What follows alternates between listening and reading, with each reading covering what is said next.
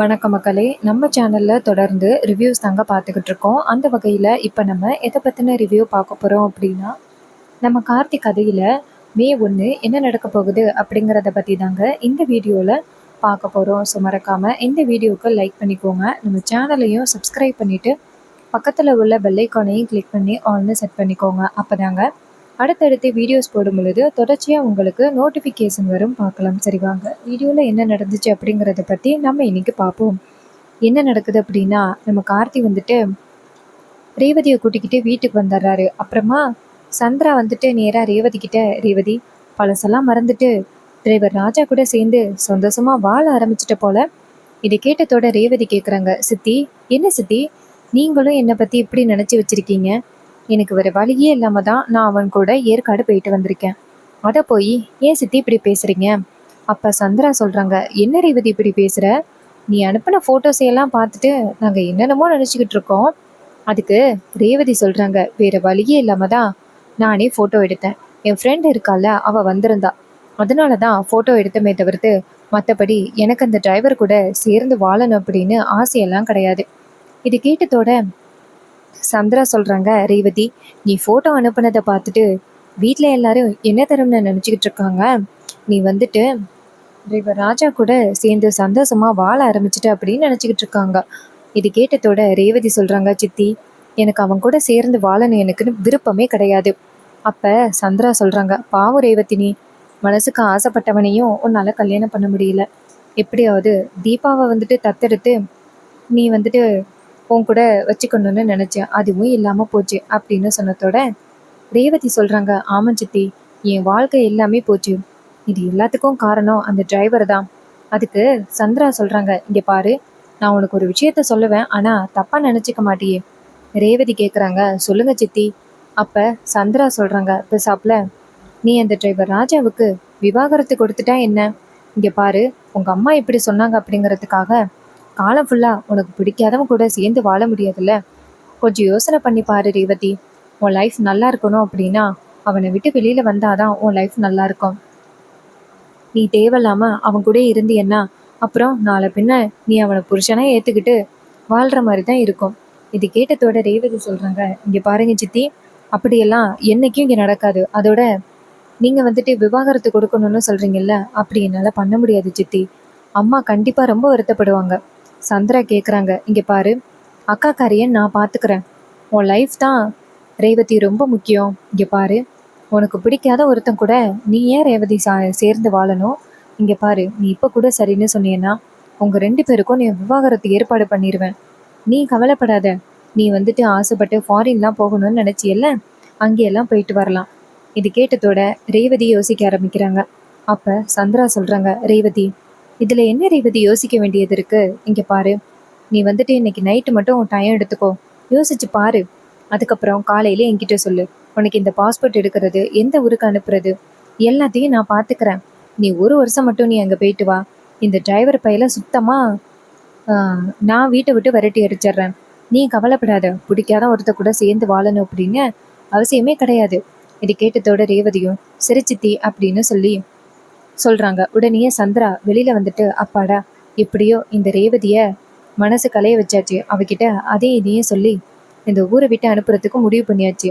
ஒருவேளை ரேவதி மட்டும் அந்த டிரைவர் ராஜாவுக்கு விவாகரத்து கொடுத்துட்டு ஊரை விட்டு கிளம்பிட்டா, அப்புறம் இந்த சாமுண்டீஸ்வரிய பெத்த பொண்ணையே ஒழுங்கா பார்த்துக்க முடியல அப்படின்னு சொல்லி எல்லாரும் அவமானப்படுத்துவாங்க. இதை பார்த்துட்டு நம்மளுக்கு தான் ரொம்ப சந்தோஷமா இருக்கும். இத்தனை வருஷமா இந்த சாமுண்டீஸ்வரிய எப்படி அவமானப்படுத்தணும் அப்படின்னு நினச்சிக்கிட்டு இருந்த எனக்கு லட்டு மாதிரி ஒரு சான்ஸ் கிடைச்சிருக்கு. ரேவதியை வச்சு தான் அடுத்த ஒரு பிரச்சனையை உண்டாக்கணும். இந்த டிரைவர் ராஜா என்ன பண்ணுறான் அப்படிங்கிறத பார்க்கலாம். நாளைக்கு எப்படியும் ரேவதி நான் சொல்கிறதுக்கு தான் சரின்னு சொல்ல போகிறா. அவள் சரின்னு சொன்ன அடுத்த செகண்டு லாயரை கூட்டிகிட்டு வந்து விவாகரத்துக்கு அப்ளை பண்ணியே ஆகணும். இன்னொரு பக்கம் நம்ம ரேவதி வந்து யோசனையாக இருக்காங்க. அந்த நேரம் கார்த்தி ரூமுக்குள்ளே வராரு. கார்த்தியை பார்த்ததோட ரேவதி டக்குன்னு, ஏய் எங்கே வர? அப்போ ராஜா சொல்கிறாரு, தூங்குறதுக்கு தான் வரேன். அப்போ ரேவதி சொல்கிறாங்க, என்ன விட்டா ரொம்ப ஓவரா அட்வான்டேஜ் எடுத்துக்கிற? ஏற்காட்டுக்கு நான் உன் கூட போயிட்டு வந்தேன் அப்படிங்கிறதுக்காக அட்வான்டேஜ் எடுத்துக்கலாம் அப்படின்னு நினைக்கிறியா? அதுக்கு கார்த்தி கேட்குறாரு, இங்கே பாருமா, நான் ஒன்றும் பெட்டில் தூங்குறதுக்காக வரல, கீழே படுக்கிறதுக்காக தான் வந்தேன். நான் அப்ப வெளியில போய் படுத்தேன்னா உங்க அம்மா என்ன ஏது அப்படின்னு கேட்பாங்க. இதுவே ஒரு பிரச்சனையாகும். உங்களுக்கே தெரியும். இப்ப நான் வெளியில போய் படுத்தேன்னா உங்களுக்கு தான் திட்டு விழுவும். இது கேட்டதோட ரேவதியும் சரி சரி அப்படின்னு சொல்ல, அப்ப ரேவதி நினைக்கிறாங்க இவன் கூடயே இத்தனை நாள் இப்படியே வந்துட்டு சண்டை போட்டுக்கிட்டே இருக்க முடியாது. இதனால நம்மளோட லைஃப் தான் பாதிக்கப்படும். ஸோ நம்ம ஒரு முடிவு எடுக்கணும் அப்படிங்கிறத ரேவதி நினைக்கிறாங்க. இவன் கூட சேர்ந்து நம்ம எப்பவுமே இந்த மாதிரி போர்க்களம் பண்ணிக்கிட்டு இருக்க முடியாது.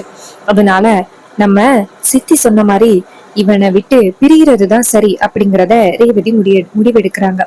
அப்பதான் ரேவதி நேரா கார்த்திகிட்ட, இங்க பாரு டிரைவர் ராஜா. அப்ப ராஜா கேக்குறாரு, சொல்லு ரேவதி, ஏதாவது வேணுமா?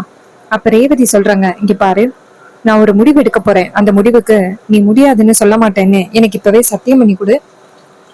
கார்த்தி கேக்குறாரு, என்ன ரேவதி இப்படி சொல்ற? என்ன முடிவு எடுக்க போற? அப்ப ரேவதி சொல்றாங்க, இங்க பாரு, அந்த முடிவை பத்தி எல்லாம் நீ இப்ப கேட்க கூடாது. ஆனா நான் எடுக்க போற முடிவுக்கு நீ சரின்னு சொல்லுவேன்னு சத்தியம் பண்ணி கொடு.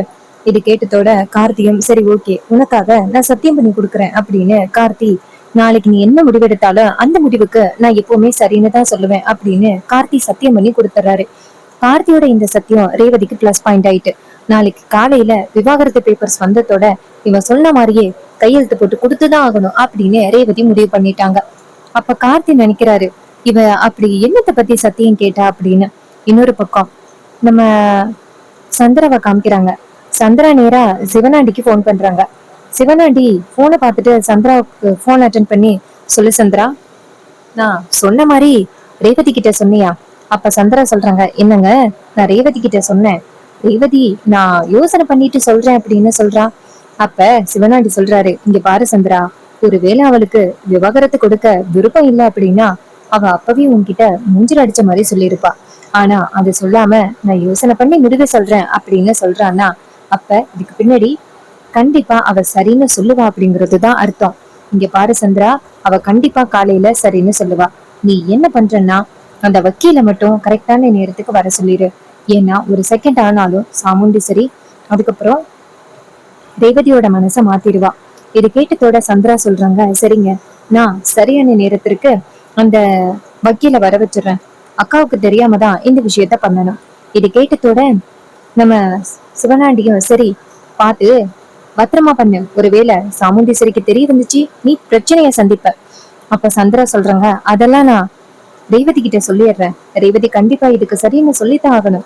இது கேட்டதோட சிவனாண்டியும் சரி சந்திரா பாரு அப்படின்னு சொல்லிட்டு போனை கட் பண்றாங்க.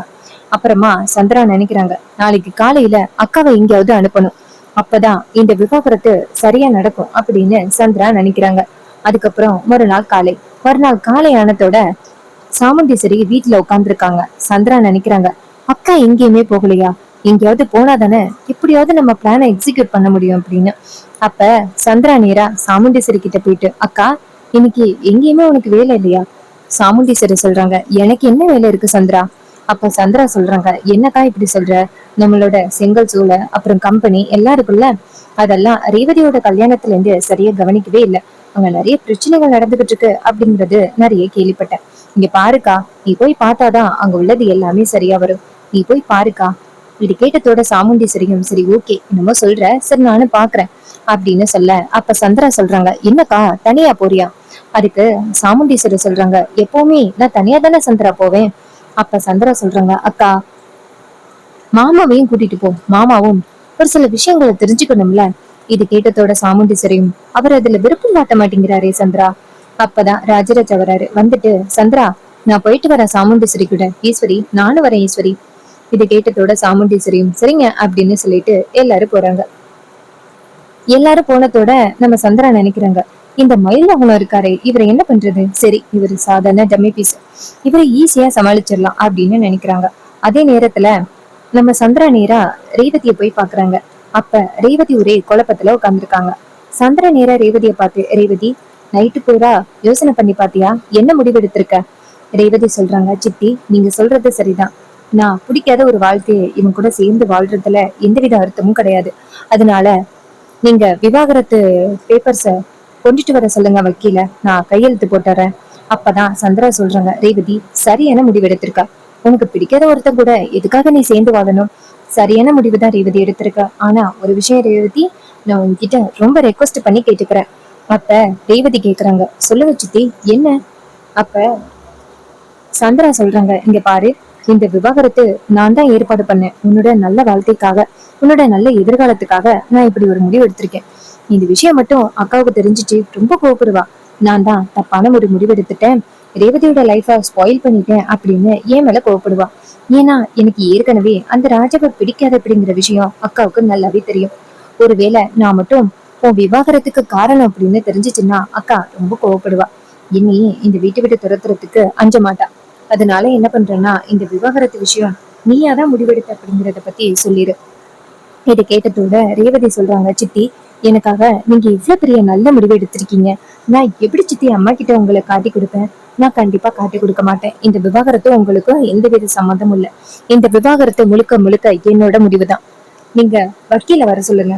இது கேட்டதோட நம்ம சந்திராவும், சரி நீ சொல்லிட்டியல்ல, போது ரேவதி, எனக்கு உன் மேல நம்பிக்கை இருக்கு அப்படின்ட்டு, அப்பாடா ரேவதி நம்ம வலையில விழுந்துட்டா அப்படின்னு நேரா வக்கீலுக்கு போன் பண்றாங்க. வக்கீல் கேக்குறாரு, சொல்லுங்க சந்திரா மேடம், பேப்பர்ஸ் எல்லாம் ரெடியா இருக்கு, 5 நிமிஷத்துல வந்துருவேன். சந்திரா சொல்றாங்க, சரி ஓகே வாங்க, அக்கா வரத்துக்குள்ள நீங்க வரணும். இது கேட்டதோட அவரும், நான் வந்துறேன் அப்படின்னு சொல்லிட்டு கிளம்பி வராங்க. அதே நேரத்துல நம்ம சந்திரா, ரேவதி எல்லாரும் இருக்காங்க. ரேவதி நேரா ராஜா கிட்ட, ராஜா எங்க கிளம்புற? ராஜா சொல்றாரு, மேடம் எங்கேயோ கிளம்பிருக்காங்க, அவங்கள போய் பாக்குறதுக்காக போறேன். ரேவதி கேக்குறாங்க, இங்க பாரு, நேத்து நான் உனக்கு ஒரு சத்தியம் கேட்டேன்னு, நான் எந்த விஷயத்த முடிவெடுத்தாலும் நீ சரின்னு சொல்லுவேன், நீ என்கிட்ட சத்தியம் பண்ணி கொடுத்தியல்ல, அதனால நீ கொஞ்சம் பொறுமையா இரு, நீ கொஞ்ச நேரத்துல அந்த சத்தியத்தை நிறைவேற்ற வேண்டிய நேரம் வருது. இது கேட்டதோட மயில் வாங்கன கேக்குறாரு, என்ன ரேவதி எல்லாம் இக்கு வச்சு பேசுற, என்னாச்சு? அப்ப ரேவதி சொல்றாங்க, கொஞ்சம் பொறுமையா இருங்க மாமா. அப்ப ரோகிணியும் துர்காவும், என்ன ரேவதி என்ன ஆச்சு, என்ன நடக்குதுங்க? அப்ப ரேவதி சொல்றாங்க, என்னோட லைஃப்ல ஒரு முக்கியமான ஒரு முடிவை எடுக்க போறேன். அப்ப மயில் வாகன நேரா கார்த்தியை பார்த்து, கார்த்தி எனக்கு என்னமோ சந்தேகமா இருக்கு. காலையிலேயே இந்த சின்ன மாமியார் அத்தைய அப்புறம் மாமாவை வெளியில போக சொல்லிட்டாங்க. கண்டிப்பா இந்த சின்ன மாமியார் ஏதோ ஒரு பிளான் பண்ணிருக்காங்க. ரேவதி கிட்ட என்னமோ சொல்லி தூண்டி விட்டுருக்காங்க. அதுதான் ரேவதி இப்படி பேசிக்கிட்டு இருக்கா. அப்ப கார்த்தி சொல்றாரு, சரி என்ன பேசினாலும் பாத்துக்கலாம் அப்படின்னு. மயில்வாகன சொல்றாரு, இங்க பாருங்க மாப்பிள்ள, அவங்க என்ன சொன்னாலும் சரின்னு மட்டும் சொல்லிடாதீங்க. அதே நேரத்துல அந்த இடத்துக்கு வக்கீல் வராரு. வக்கீல பார்த்ததோட மயில்வாகன கேக்குறாரு, வக்கீலையா எதுக்கு வந்திருக்கீங்க? வக்கீல் சொல்றாரு, எல்லாம் ரேவதி மேடம் தான் வர சொன்னாங்க. அப்ப ரேவதி சொல்றாங்க, மாமா நான் தான் வர சொன்னேன், கொஞ்சம் அமைதியா இருங்க. மயில்வாகன கேக்குறாரு, ரேவதி இப்ப எதுக்கு நீ வக்கீல வர சொல்லியிருக்க? என்ன வீட்டுல ஏதாவது எழுதணுமா? அப்ப ரேவதி சொல்றாங்க, அதெல்லாம் ஒண்ணு இல்ல மாமா, நீங்க அமைதியா இருங்க. அப்ப மயில்வாகன சொல்றாரு, ரேவதி நான் எப்படி அமைதியா இருக்க முடியும்? இந்த வீட்டுல நான் தான் மூத்த மாப்பிள்ள, நான் கேட்பேன். இங்க பாருங்க வக்கீல் சார், எதுக்கு நீங்க வந்திருக்கீங்க? சந்திரா டக்குன்னு மயில் வாகனத்தை பார்த்து, இங்க பாருங்க மாப்பிள்ள, நீங்க சாதாரண டம்மி பீஸ், நீங்க இதுல எல்லாம் பேசணும் அப்படின்னு அவசியம் இல்ல. மயில் வாகனம் சொல்றாரு, சின்ன மாமியாரே, உங்க வீடு முன்னும் இது கிடையாது, இது என் அத்தை வீடு, நான் கேக்குறதுக்கு எல்லா உரிமையும் இருக்கு, நீங்க தான் ஆக்சுவலி ஒதுங்கி நிக்கணும். இது கேட்டதோட சந்திரா அதிர்ச்சி ஆகுறாங்க. ரேவதி டக்குன்னு மயில் வாகனத்தை பார்த்து, மாமா என்ன மாமா இப்படி பேசுறீங்க? அப்ப மயில் வாகனம் சொல்றாரு, என்ன ரேவதி, அவங்க என்னை டம்மி பீஸ்ன்னு சொன்னப்போ உனக்கு கோவமே வரல, ஆனா நான் அவங்கள பேசுனதோட உனக்கு கோவம் வருதா? அப்ப ரேவதி சொல்றாங்க, சரி கொஞ்சம் அமைதியா இருங்க, நான் ஒரு முக்கியமான விஷயத்துக்காக தான் இவரை வர சொல்லியிருக்கேன். அப்ப மயில் வாகனம் கேக்குறாரு, சொல்லு ரேவதி, அப்படி என்ன முக்கியமான விஷயம்? அதுவும் அத்தை இல்லாத நேரத்துல என்ன முடிவு எடுக்க போற? அத்தை வந்துட்டோம் இரு. அப்ப ரேவதி சொல்றாங்க, அதெல்லாம் அம்மா வந்தா கண்டிப்பா இந்த முடிவை எடுக்க விட மாட்டாங்க அப்படிங்கறது எனக்கு தெரியும், அதனாலதான் நான் இப்படி ஒரு முடிவு எடுக்க போறேன். இது கேட்டதோட நம்ம மயில் வாகனம் சொல்றாரு, ரேவதி எனக்கு என்னமோ பயமா இருக்கு, நீ இப்படி பேசுறத பார்த்தா ஏதோ ரொம்ப பெரிய தப்பான முடிவு எடுக்க போற அப்படிங்கறது மட்டும் நல்லா தெரியுது. அப்ப சந்திரா சொல்றாங்க, மாப்பிள்ள நீங்க கொஞ்சம் அமைதியா இருங்க, ரேவதி இவர் எதுக்கு வந்திருக்காரோ அத பத்தி சொல்லு. அப்ப மயில்வாகனை கேக்குறாரு, என்னத்த உங்களுக்கு எதுவுமே தெரியாத மாதிரி பேசுறீங்க? நீங்க தான் ரேவதியை தூண்டி விட்டுருப்பீங்க, அதனாலதான் ரேவதி இப்படி பேசிக்கிட்டு இருக்கா, இல்லைன்னா அவ இப்படி பேசுறதுக்கு வாய்ப்பே இல்லை. இது கேட்டதோட ரேவதி டக்குன்னு, மாமா எனக்கு சொந்த புத்தி இருக்கு, சொந்த புத்திலையும் நான் யோசனை பண்ணி முடிவெடுப்பேன் அப்படின்னு சொன்னதோட மயில் வாகனம் அதிர்ச்சி ஆகுறாரு. அப்ப சந்திரா சொல்றாங்க, பாத்தீங்களா இது எல்லாமே முழுக்க முழுக்க ரேவதியோட முடிவுதான். வக்கீலையா நீங்க எதுக்கு வந்தீங்க சொல்லுங்க, ரேவதி எதுக்காக உங்களை வர சொல்லி இருந்தா? அப்ப ஒரு பேப்பர்ஸ் எடுத்து போடுறாரு. அப்ப அந்த பேப்பர்ஸ பார்த்ததோட மயில்வாகனை கேக்குறாரு, இது என்ன பேப்பர் அப்படின்னு டக்குன்னு எடுக்கிறாரு. எடுத்து பார்த்தா அது விவாகரத்து பேப்பர், கார்த்தி பேரும் ரேவதி பேரும் இருக்கு. இத பார்த்ததோட மயில்வாகனம் அதிர்ச்சி ஆகுறாரு. ரேவதி என்ன காரியம் பண்ணிருக்க? எனக்கு அப்பையில இருந்தே சந்தேகம், கண்டிப்பா இந்த சின்ன மாமியார் கூட சேர்ந்து ஏதாவது ஒண்ணு கேவலமான பிளான் பண்ணுவா அப்படின்னு நினைச்சேன், அதே மாதிரி பண்ணிட்டு பாத்தியா, இப்ப எதுக்கு நீ விவாகரத்தை அப்ளை பண்ணிருக்க? அப்ப ரேவதி சொல்றாங்க, இங்க பாருங்க மாமா, எனக்கு இவன் கூட சேர்ந்து வாழ்றதுக்கு விருப்பமே கிடையாது. அதனாலதான் நான் விவாகரத்து அப்ளை பண்ணியிருக்கேன். அப்ப மயில்வாகனம் சொல்றாரு, இங்க பாரு, என்னதான் இருந்தாலும் அத்தை வந்துட்டோம், அதுக்கப்புறம் இந்த முடிவு எடு. அப்ப ரேவதி சொல்றாங்க, இங்க பாருங்க, நான் முடிவு எடுத்ததுதான், இதுல எந்தவித மாற்றமும் இல்ல. அம்மா வந்தாலும் இதே முடிவுதான். அம்மா கையெழுத்து போட விட மாட்டாங்க அப்படிங்கறதுக்காக தான் நான் முன்னாடியே வர சொன்னேன். நான் கையெழுத்து போட்டு கொடுக்குறேன் அப்படின்ட்டு கையெழுத்து போடுறாங்க. அப்ப கார்த்திகிட்ட, இங்க பாரு, நேத்து உன்கிட்ட ஒரு சத்தியம் கேட்டேன்ன, நான் என்ன கேட்டாலும் நீ எனக்கு நிறைவேற்றி கொடுக்கணும்னு நான் கேக்குறேன், இதுல கையெழுத்து போடு. அப்ப மயில்வாகனம் சொல்றாரு, கார்த்தி, ராஜா, இதுல கையெழுத்து போடாத. என்னதான் இருந்தாலும் அத்தை வந்துட்டும் பாத்துக்கலாம். இது எல்லாத்துக்கும் காரணம் சின்ன மாமியார் தான். அவங்கதான் ரேவதியை தூண்டி விட்டு வேடிக்கை பாக்குறாங்க. அப்பதான் நம்ம ரோகிணியும் துர்காவும், இங்க பாரு ரேவதி, அம்மா வந்துடட்டும், என்ன இப்படிப்பட்ட ஒரு முடிவு எடுக்கிற. அப்ப ரேவதி சொல்றாங்க, இங்க பாரு துர்கா, நீ அமைதியா இரு. நீ லைஃப்ல சொந்தமா முடிவு எடுக்கிறதுக்கு கூட எனக்கு அனுமதி இல்லையா? இதுக்காக இப்படி பேசுறீங்க அப்படின்னு சொல்லிட்டு ரொம்ப கோவப்படுறாங்க. இது கேட்டதோட துர்கா சொல்றாங்க, ரேவதி, நீ இப்படி பேசி நாங்க எதிர்பார்க்கவே இல்லை. என்ன ரேவதி இப்படி பேசுற? உன் லைஃப் நல்லா இருக்கணும் அப்படிங்கறதுக்காக தானே அம்மா இப்படிப்பட்ட ஒரு முடிவு எடுத்திருக்காங்க. இங்க பாரு, என்னதான் இருந்தாலும் அம்மாவோட முடிவு சரியோ தவறோ, அவங்களோட முடிவை நம்ம இன்னைக்குமே எதிர்க்க கூடாது, ஞாபகம் வச்சுக்கோ. இது கேட்டதோட ரேவதி சொல்றாங்க, இங்க பாரு துர்கா, ரேவதி, உங்க 2 பேருக்கும் இந்த மாதிரி பிடிக்காத லைஃப அம்மா அமைச்சு கொடுத்தா எப்படி இருக்கும் அப்படிங்கறத பத்தி யோசனை பண்ணி பாருங்க. அந்த சூழ்நிலையில தான் நான் இருக்கேன். இந்த கல்யாணம் எனக்கு சுத்தமா பிடிக்கவே இல்லை. அம்மா என்னைய கட்டாயப்படுத்தி இந்த கல்யாணத்தை நடத்தி வச்சிருக்காங்க. அப்படி இருக்கையில எனக்கு எப்படி இவன் கூட சேர்ந்து வாழ விருப்பம் இருக்கும்? என் வாழ்க்கையிலே வெறுக்கிற ஆளுனா இவன் மட்டும்தான். எப்படியெல்லாம் திட்டம் போட்டு இந்த வீட்டுக்குள்ள வந்து கடைசியில மாப்பிள்ளை ஆகிட்டான். இது எல்லாமே சொத்துக்காக தானே. இன்னைக்கு நான் விவரத்து கொடுத்தா இவனுக்கு பாதி சொத்து போதும். அதை கொண்டுகிட்டு அவன் போகட்டும். இனிமே அவனுக்கும் இந்த குடும்பத்துக்கும் சம்மந்தம் இல்லை. அம்மா வந்தா நான் எப்படி சொல்லணுமோ அப்படி சமாளிச்சுக்கிறேன். இது கேட்டதோட ரேவதி சொன்னது கேட்டுட்டு நம்ம சந்திரா ரொம்ப சந்தோஷப்படுறாங்க. இதைத்தான் ரேவதி வாயிலேருந்து எதிர்பார்த்தோம் அப்படின்னு. இன்னொரு பக்கம் நம்ம ரோஹிணி, துர்கா எல்லாருமே பார்த்துட்டு அதிர்ச்சி ஆகுறாங்க. மயில்வாகனம் சொல்றாரு, ரேவதி தப்பான முடிவெடுக்கிற. சந்திரா சொல்றாங்க, இங்க பாருங்க பெரிய மாப்பிள்ள, ரேவதியோட முடிவுல நீங்க தலையிடக்கூடாது. மயில்வாகனம் சொல்றாரு, இது ரேவதியோட முடிவே கிடையாது. நீங்க தான் ரேவதிய ஃபோர்ஸ் பண்ணி இந்த மாதிரி முடிவெடுக்க வச்சிருக்கீங்க. நீங்க ரொம்ப பெரிய தப்பான முடிவெடுக்கிறீங்க சின்ன மாமியாரே அப்படின்னு சொல்லி பேச, இது கேட்டதோட அந்த சந்திரா சொல்றாங்க, இங்க பாருங்க, ரேவதி நல்ல முடிவு தான் எடுத்திருக்கா, தேவையில்லாம அவளோட லைஃப்ல நீங்க தலையிடாதீங்க அப்படின்னு சொல்றாங்க. சோ இந்த மாதிரி சீன் இருந்துச்சுன்னா நல்லா இருக்கும்ல. இதே மாதிரி இனிமே அப்டேட்ஸ் வேணும்னா நம்ம சேனலை மறக்காம சப்ஸ்கிரைப் பண்ணிக்கோங்க. பக்கத்துல உள்ள பெல்லைக்கானையும் கிளிக் பண்ணி ஆல்னு செட் பண்ணிக்கோங்க. அப்பதாங்க அடுத்தடுத்து வீடியோஸ் போடும் பொழுது தொடர்ச்சியா உங்களுக்கு நோட்டிபிகேஷன் வரும், பார்க்கலாம். ஸோ இதே மாதிரி அடுத்த வீடியோல பார்ப்போம். தேங்க்யூ ஃபார் வாட்சிங்.